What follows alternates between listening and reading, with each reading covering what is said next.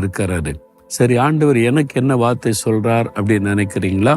ஏசாயா 42:16 ஆண்டவர் சொல்லுகிறார், அவர்களுக்கு முன்பாக இருளை வெளிச்சமும் கோணலை செவ்வையும் ஆக்குவேன். உங்களை பார்த்து சொல்றார், என் பிள்ளைகளுடைய வாழ்க்கையில் இருக்கிற இருளை வெளிச்சமாய் மாற்றுவேன், கோணலான காரியத்தை செவ்வையாக்குவேன்னு வாக்கு கொடுக்கிறார். உங்க வாழ்க்கையில ஏதோ ஒரு பகுதி இருளாக இருக்கிறது.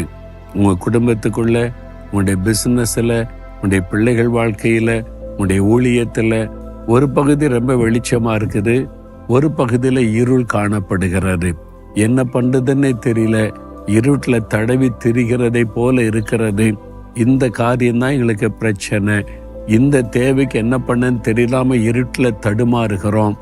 என் பிள்ளை இப்படி இருக்குது, கணவர் இப்படி இருக்கிறார், என் மனைவி இப்படி இருக்கிறார், என்ன பண்ணனே தெரியல அப்படின்னு நினைக்கிறீங்க பார்த்தீங்களா?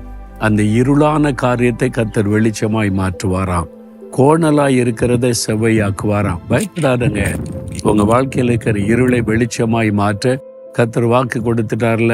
நீங்க சொல்லணும், ஆண்டவரே, இதுதான் என் வாழ்க்கையில இருள் இந்த பகுதியில் இருக்குது, ஒரே தடுமாற்றமா இருக்குது, வெளிச்சமா மாற்றுங்க.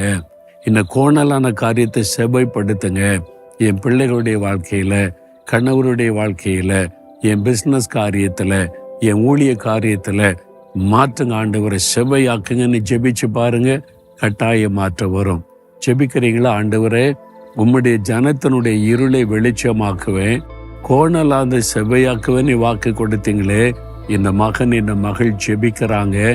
இன்றைக்கு அவங்களுடைய வாழ்க்கையில இருளான காரியங்கள் மறைந்து வெளிச்சம் உண்டாகட்டும்.